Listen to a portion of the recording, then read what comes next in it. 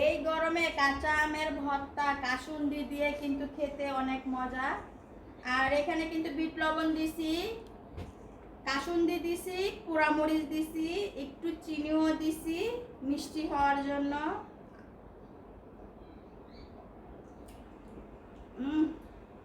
কি যে মজা কাঁচা আমের ভর্তা এই দুপুরে রোদের বেলায়,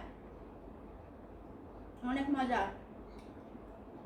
আর রান্না করতে করতে কিন্তু একদম ঘেমে গেছি। চুলার পাড় থেকে এসে এরকম কাঁচা আমের ভর্তা কাসুন্দি দিয়ে মাখানো খেলে খুবই ভালো লাগে, খুবই মজা। আপনারাও বানিয়ে খান, ভালো লাগবে।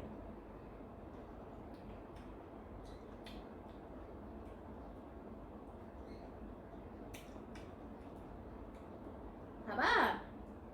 একটু খাও, না না একটু খাও।